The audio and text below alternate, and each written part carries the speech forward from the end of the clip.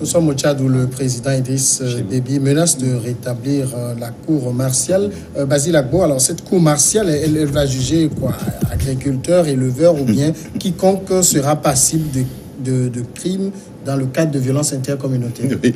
Bon, d'habitude, ce qu'on sait, c'est que les cours martiales sont habilités à juger les militaires, c'est-à-dire que les personnes de l'armée. Mais je ne sais pas quelle connotation la cour dont elle est en train de parler, la cour martiale dont Idriss Déby est en train de parler, quelle connotation elle a chez eux. Mais je me refuse à juger Idriss Déby comme si il veut protéger les siens. Parce que la façon dont il aborde la question, ça ne donne pas l'idée que c'est une protection qu'il cherche aux populations, enfin à ses frères de la Zagawa. Je crois que le problème est assez pernicieux. C'est-à-dire que les crimes de sang deviennent récurrents. Et je crois que sa détermination à combattre cette situation où on tue des humains comme à l'amusement, je crois que c'est à ça qu'il veut arriver, et il hausse le ton pour démontrer qu'il n'accepterait pas qu'on continue encore de se faire zigouiller matin, midi, soir, à cause donc de cette histoire de transhumance où les bêtes vont passer dans les trucs. Je crois qu'il n'a pas idée à dire que je vais punir les agriculteurs parce qu'ils ne sont pas de mon ethnie et que je vais... Donc, je ne crois pas à ça. À moins qu'on me démontre que sa cour dont il est en train de parler va aller se saisir des victimes et laisser donc les auteurs. Je crois que c'est une façon pour lui de dire qu'il est exacerbé de la situation qui se passe dans son pays. Et donc, s'il hausse le ton, c'est normal, je crois. C'est normal parce qu'à un moment donné, il faut quand même qu'on frappe du poing sur la table pour dire on en a assez. Mais est-ce que l'idéal, c'est une cour martiale? On peut, par exemple, renforcer l'arsenal judiciaire. Oui, la cour, par exemple, les crimes de sang sont, par exemple, jugés au Togo par la cour d'appel. Bon, je ne sais pas si c'est le langage qu'il veut pour faire peur à ceux qui continuent de se comporter de cette façon-là. Je ne sais pas s'il veut utiliser ce langage cour martial pour que les gens se disent ah, le patron est fâché. Oui, c'est ça. Bon. Mais dire tout de go que les populations ne vont pas accepter parce que on a comme l'impression qu'il veut favoriser. Non, moi je ne veux pas rentrer sur ce terrain-là. Je crois que c'est parce qu'il est exacerbé par la situation qui se passe dans son pays où on tue comme si on est dans un cinéma et que il veut frapper dur. Moi je lui donne. Francisco, dans certains pays, pour régler ce genre de problème, on crée maintenant des couloirs de passage pour ces animaux. Et gare à vous, si ça déborde le couloir, vous devenez responsable alors. C'est toute une problématique. Parce que j'ai déjà assisté à un atelier, je crois l'année dernière, à Ouagadougou, sur la pasteurisation. Et ce n'est pas du tout fameux. Ce n'est pas évident, cette histoire de couloir. Et puis, c'est complexe. C'est ce que j'ai dit, que par exemple, le Togo, il a formé les gens pour l'élevage des bovins. Les gens ont fait les formations en Russie, sont venus les premiers. C'était à Ifa de Tové. C'est-à-dire que quand vous prenez Ifa de Tové, vous pouvez produire suffisamment pour nourrir le Togo. Mais est-ce que si Ifa de Togo veut produire pour nourrir le Togo, est-ce que la zone de Palimé sera aujourd'hui viable? Parce que ça demande de l'espace et ça demande également de la verdure pour nourrir les bêtes. Donc, nous avons besoin absolument que les bêtes nous viennent, n'est-ce pas, du Sahel et autres. Et lorsque vous trouvez un troupeau, il y a tout dedans. Il y a l'épargne qui est dedans, il y a l'héritage qui est dedans, il y a ce qu'il faut vendre, c'est-à-dire quotidiennement pour manger, ce qu'il faut vendre pour l'investissement. Donc, c'est toute une économie autour de ce que nous voyons, les gens qui amènent les bêtes vers nos pays et après retournent avec une partie. C'est pas avec tout qu'ils repartent. Maintenant, il y a les acheteurs d'ici qui sont souvent les gens du pouvoir, des gens qui ont de l'argent, à qui on apporte les bêtes et qui ont, n'est-ce pas, du cheptel là-bas, qui sont élevés et qu'on amène ici pour brouter les herbes et repartir. Maintenant, quand ils sont dans les couloirs qui sont tracés et déterminés, mais il arrive souvent qu'ils débordent. Oui, justement, si c'est une solution et que ça déborde, là, on sait qui est responsable. Oui, le débordement, ça provient de Parce que quoi? là, ils vont partout, hein, ils entrent dans les champs. Oui, les gens, quand on trace le couloir, qu'est-ce qui est fait comme entretien autour du couloir? C'est-à-dire que s'il y a un fleuve où les bœufs vont s'abreuver et autres, c'est-à-dire quand ils passent une fois, deux fois, c'est que la prochaine fois, c'est-à-dire que cette rivière ou ce fleuve est pratiquement inutilisable. Et pendant ce temps, vous savez que nos fleuves circulent et en amont, quelque part, il y a des gens aussi qui utilisent. Donc déjà, pour des gens qui sont en amont, c'est déjà un problème pour les bœufs qui s'abreuvent déjà au-dessus de leur source d'approvisionnement en eau. Donc c'est tout un problème et complexe qu'il faut régler. Mais plus on renvoie les transhumants et autres, on crée aussi de l'insécurité parce que lorsque les pasteurs ne peuvent plus être pasteurs, ils deviennent quoi? Des braqueurs. Donc au fait, ce n'est pas quelque chose qui est simplement solutionnable comme ça, mais ça doit être... C'est-à-dire que tout un ensemble. Pas plus tard que quelques jours, j'étais en train de conseiller un frère qui voulait élever les bœufs. Il dit, vous allez les élever comment? Il a dit, je dis non. Il vaut mieux que vous contentez de vos chèvres parce que dès que vous amenez les bœufs dans la communauté, vous devenez une cible. Et lorsque ça va quitter pour aller brouter dans un champ, mais toute votre famille qui est autour, c'est-à-dire qu'un jour vous serez comme ça décimé. Est-ce que vous voyez? Et c'est des conflits perpétuels. C'est que nous sommes à l'honneur, on ne voit pas, mais à l'intérieur, partout. Je dis, moi je reçois des images régulièrement de Bassa. C'est-à-dire que quelqu'un qui a son champ, qui a récolté, déposé, les bœufs envoient les bœufs. Et c'est la nuit maintenant. Maintenant, ce n'est plus le jour. C'est la nuit. Le lendemain, il arrive, il voit que les ignables qu'il a triés. La preuve, c'est cher maintenant ici. Parce qu'il suffit que les bœufs rentrent dans le champ de quelqu'un et vous n'avez plus rien. Donc les couloirs constituent une solution, mais les couloirs ne doivent pas être couloirs parce que c'est tracé. Il faut que ces couloirs suivent un système d'entretien qui permet de perpétuer ou bien de créer. Il ne faut pas que ces bœufs-là viennent, n'est-ce pas, et boire de l'eau, bien s'abreuver dans nos rivières. Il faut qu'on crée des espaces où ils peuvent s'abreuver. Où on peut créer des points d'eau. Ça veut dire quand même que pour les pouvoirs publics, parce qu'on voit aussi la situation au Nigeria, ces violences communautaires, on le voit un peu au Niger, même au Togo ici, les pouvoirs publics sont très dépassés.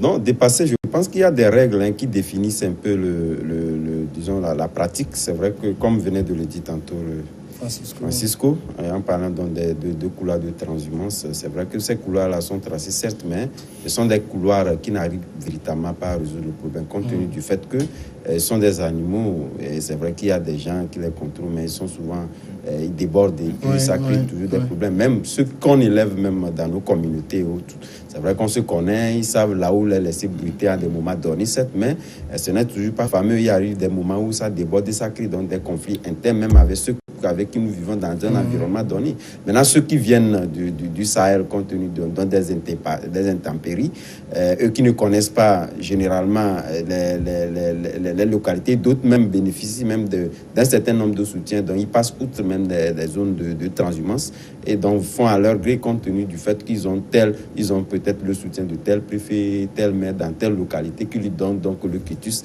ne connaissant pas quand même les frontières qui liant donc telle zone à telle zone, donc déborde des fois, donc ça cause des problèmes qui est bien sûr, bien entendu que celui qui les a donc donné le quitus n'arriverait même pas à résoudre, compte tenu du fait qu'il n'a pas pris les mesures pour pouvoir l'accompagner, disons, dans ce cheminement-là. Donc c'est un problème, je me dis, quel que soit les bornes ou bien les mesures qu'on mettrait en place, on n'arriverait pas véritablement à trouver une formule, disons, qui puisse donc équilibrer donc le jeu. Donc c'est toujours est-il que ce sont des situations qu'on peut tout de suite, qu'on vivra toujours, mais certes, il faudrait toujours ces mesures-là comme je le disais tantôt, c'est vrai que le cas d'Idriss Déby peut être considéré comme un cas dissuasif, sans quoi, et je crois même qu'avec l'instauration de la cour martiale dont il parle, si on prend l'échelonnement des crimes, on prend les crimes et il y a des crimes, il y a les délits, voilà, contravention, les délits, les crimes.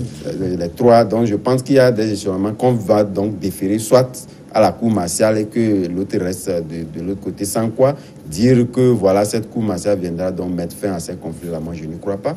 Et ça serait donc une mesure karma qui n'est pas, disons, une mesure qui puisse donc tempérer les choses, donc de les exaspérer davantage.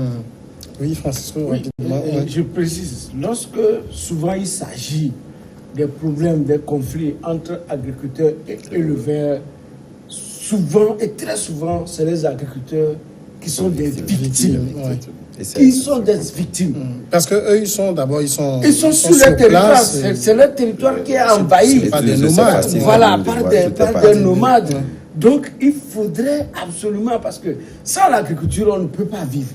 L'agriculture, aujourd'hui, dans nos pays, ça fait 80%, on peut vivre avec l'agriculture sans vivre calmement avec 80% de la population et qui fait constamment, je crois, autour de 40-42% du PIB.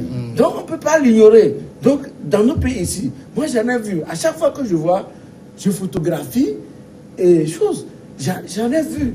Même à Palimé. Vous voyez des bœufs qui traversent même les écoles. Même le goudron, la dernière fois, j'en ai vu au niveau quand... Donc ça, c'est monnaie courante. Vous allez voir derrière même... Mais la dernière fois, quand j'ai vu, comment l'appelle-t-on, les bœufs, dans le canton de Balavé.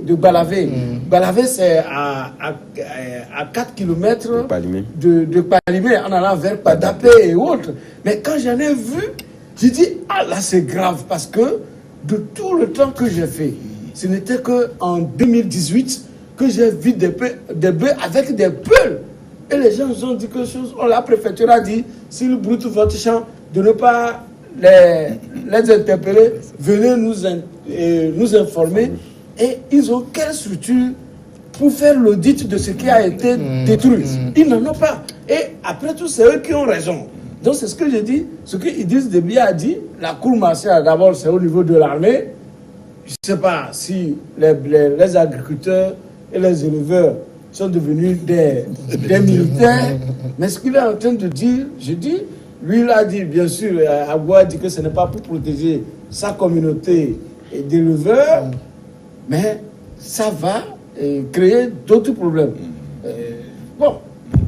En tout cas, nous passons maintenant au Burkina Faso. La Cour de cassation française a validé mardi l'extradition de François Compaoré vers le Burkina, rejetant le pourvoi déposé par le frère de l'ex-président burkinabé déchu, mis en cause dans son pays dans l'enquête sur l'assassinat en 1998 du journaliste Norbert Zongo.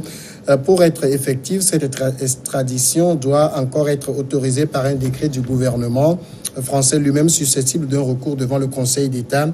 La plus haute juridiction judiciaire de France a refusé de transmettre au Conseil constitutionnel une question prioritairement de constitutionnalité déposée par la défense de M. Compaoré contre les tests régissant l'extradition. Ce sont deux décisions très sommaires qui ne sont pas du tout à la mesure des moyens que nous avons présentés, a réagi Maître François-Henri Briard, avocat de M. Compaoré. Il a annoncé que si un décret était effectivement signé, il l'attaquerait devant le Conseil d'État. Adam Adronou, François Compaoré, de son temps au Burkina, c'était... Après son frère, c'est lui, le demi-dieu du Burkina. Quand on le voit aussi frivole, aussi tremblant, de rentrer dans son pays pour se défendre, ça fait rire un peu quand même. C'était le petit président du temps, oui. C'est vrai, mais moi, je pense qu'il y a longtemps que ce problème-là est sur le tapis, qui dure de trop, qu'on n'arrive véritablement pas à trouver donc le bout du tunnel.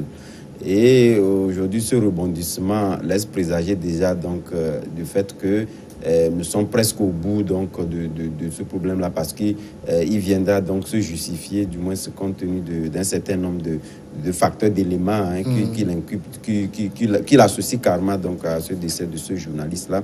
Mais au-delà de tout, lorsque vous voyez, c'est vrai que c'est une annonce faite, mais on voit le cheminement qui va être encore très, très, très long. compte tenu du fait qu'il y a donc des recours, et ce recours-là doit être justifié encore par, disons, le Conseil d'État français. Ce n'est pas aussi facile, qu'ils peuvent aussi le rejeter, on ne sait jamais. Mais déjà, est-il que lorsque François Compaoré était arrivé en France, on avait vu tout de suite donc une opposition de la part d'une juridiction française qui ne voulait pas de suite extrader l'homme, malgré les appels émis par le Burkina. Ils n'ont pas. Mais disons, je pense que c'est une étape très importante du fait que déjà nous avons eu, disons, une cour qui a accepté le fait de l'extradition. Je pense que lorsque nous voyons un peu la nomenclature, ou du moins le cheminement que va connaître ce problème-là, je pense que les autres cours ne vont pas opposer trop de résistance. Mais ce qui est important de relever, c'est que, disons, ce transfert de François Compaoré au Burkina rime avec le fait qu'il y a eu des appels du fait que le président Compaoré même veut rentrer au pays. Il y a même qui fixe la date de novembre pour son entrée au Burkina Faso, qui rime avec cette rentrée-là, où lui-même aussi, c'est vrai que entre-temps, au pays, il était exempt d'un certain nombre de jugements, mais il y a toujours des appels qui laissent présager que Blaise Compaoré risque encore de se retrouver, d'avoir des ennuis judiciaires aussitôt arrivés au problème, même si d'autres le dispensent. Il y a d'autres également qui, donc, compte tenu d'un certain nombre de faits qui sont liés à sa gouvernance, donc il risque de le retrouver dans des ennuis judiciaires, et donc qui enrimé avec cette venue de François Compaoré, où les faits ne dispensent pas de suite aussi Blaise Compaoré, parce que c'était sous son magistère que ces problèmes-là sont produits. Est-ce qu'il n'y a pas, Basile Agbo, une certaine lâcheté de la part de François Compaoré, ou bien il faut saluer la combativité de ses avocats? Non, écoutez, lorsque vous vous plaisez à assassiner un journaliste, vous savez, la famille de Zongo est toujours là et se pose des questions de savoir jusqu'à quand le crime contre le Norbert va être puni.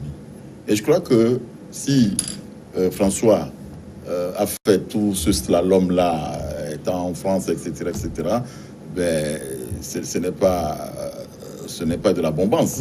C'est quand même assez triste, parce que des gens qui se croyaient suffisamment puissants pour faire des crimes, pour commettre des crimes, et qu'on se dit, j'ai la capacité donc de me défendre, mais il n'a qu'à venir se défendre. Il n'a qu'à venir se défendre, parce que tout l'accuse. Jusqu'à présent, tout ce que les informations que les gens ont disent qu'il en a été pour beaucoup dans ce crime-là qui a été perpétré. Et il a profité du fait que c'est son grand frère qui était président, et pour narguer tout le monde et se retrouver en France. Et que la France, elle aussi, avait dans le temps refusé donc de l'extrader. Et aujourd'hui, on se rend compte que bon, le langage évolue. Les gens croient qu'il est important que François vienne se justifier au pays. Je crois que c'est très important. Il faudrait que la communauté internationale participe également à ce que cet épisode-là puisse être accéléré, pour que François puisse vraiment rentrer au pays pour se justifier et dire qu'est-ce qu'il y a eu, comment est-ce que notre confrère a été assassiné aussi lâchement.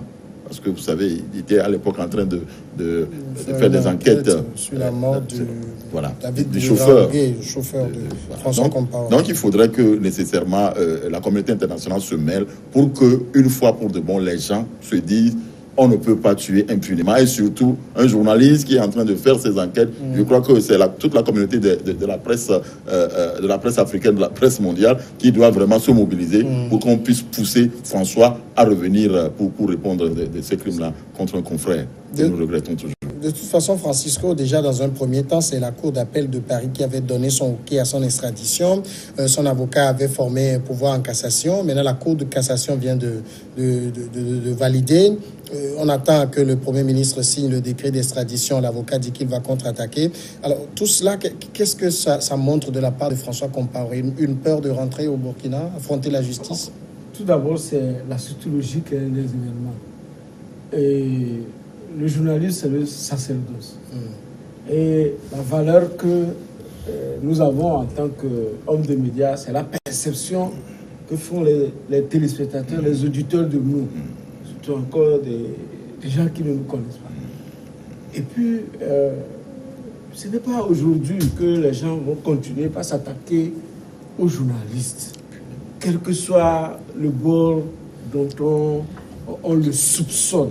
Ce n'est pas aujourd'hui, parce que dans même le temps ancien, lorsque souvent j'aime parler de l'épée de Damoclès, en fait, l'épée de Damoclès, c'est à lui que était destinée l'épée. Parce que quoi?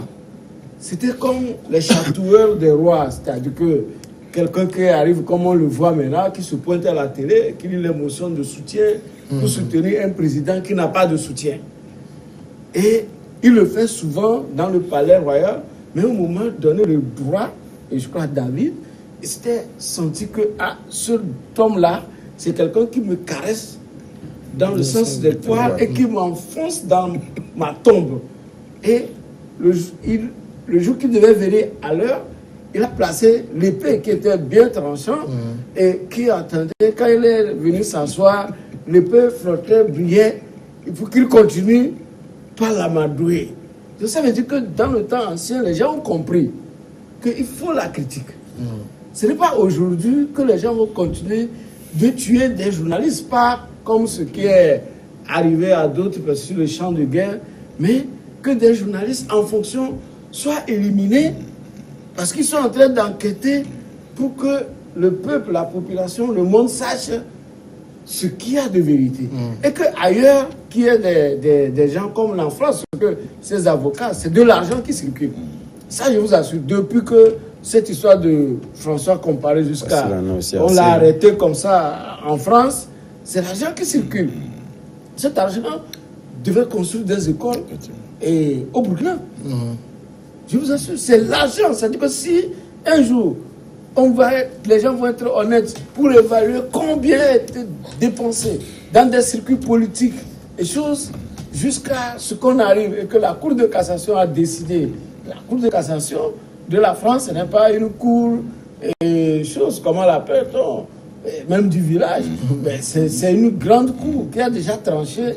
Moi, je ne vois pas pourquoi, sinon, comment vous l'appelez, les avocats encore vont continuer de tenir. Mais s'ils n'étaient pas payés, ils n'allaient pas continuer. Mais effectivement, c'est une lâcheté.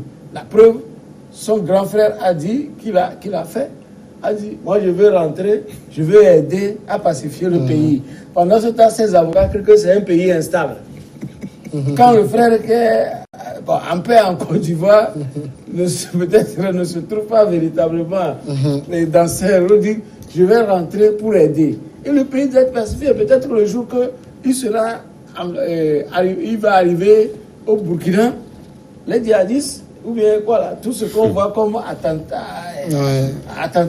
ne va plus arriver parce qu'une partie des attentats du terrorisme provient de la famille Compaoré. Ça, c'est absolu. Alors, Adam, si François Compaoré peut quand même compter sur des avocats aussi combatifs qui maîtrisent les rouages du droit, qui font tout pour lui éviter l'extradition, il peut rentrer et il est sûr d'être très bien défendu. Non, ça existe, mais toujours est-il que je ne crois pas, à ce stade de l'affaire, que François Compaoré puisse quand même avoir autant de moyens pour, outrepasser ou du moins savoir toutes les étapes de la justice, que ce soit burkinabé, que ce soit en France, à ça tout, c'est pas possible. Mais ce que je voulais dire, pour rebondir un peu à la question de l'une des questions dont répondu par Francis tout à l'heure, en disant la Cour de cassation, c'est le summum. Lorsque nous prenons un peu les fondements de la justice, c'est le summum. Mais étant donné que les voies de recours ne sont pas entièrement épuisées et qu'il y en a toujours d'autres, vous savez, les avocats, ils ont toujours usé donc de tous ces aspects-là pour pouvoir d'abord gagner du temps et de l'autre côté, voir si néanmoins il y aura quand même des négociations de couloir qui puissent donc disculper le gars. Donc eux, ils sont dans leur rôle. Et comme il a dit tout à l'heure, c'est de l'argent qui circule.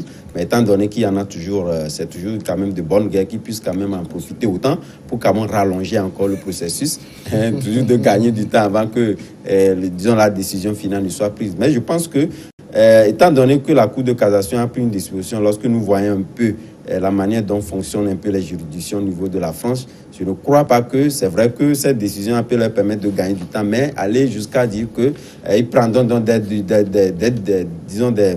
des dispositions contraires à ce que le gars ne soit pas extradé. Je ne crois pas. C'est juste, ils vont gagner du temps, mais toujours est-il que cet électrochoc inattendu adviendra tout tard. Parce qu'à la lieu où on voit les choses, on a commencé avec la Cour d'appel qui a validé, la Cour de cassation a validé. Je ne serais pas surpris que le Premier ministre signe le décret d'extradition. On a l'impression que la France est aussi ouverte à son extradition. Oui, je crois.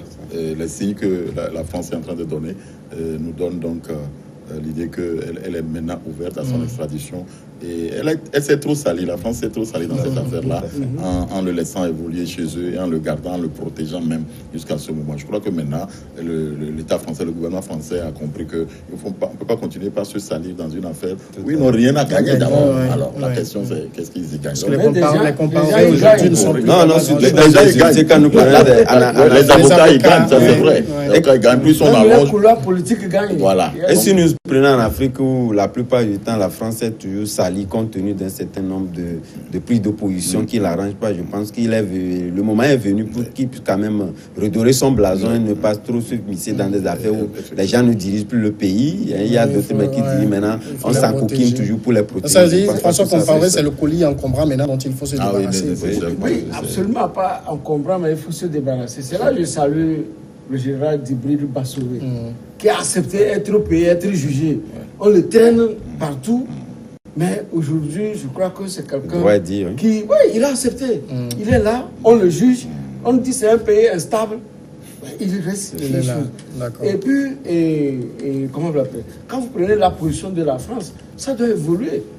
Et il y a combien? Il y a 11 Français qui sont jugés en Irak, condamnés à mort. Condamnés à mort pour le djihadisme. Il y a d'autres même qui sont arrêtés sur le champ malien. Ils sont nombreux sur le champ malien. Ça veut dire que... Et puis, entre-temps, la France avait voulu voter des lois pour la déchéance de nationalité des gens qui reviennent du djihadisme. Ça veut dire qu'à un moment donné, ils ont compris que leurs compatriotes, qui sont des mercenaires, que ce soit juridique ou politique, il faut un jour il risque de faire des apatrides en prenant cette disposition. C'est ce qui a coûté aussi son mandat à Hollande. On va aller à la pause et on revient après.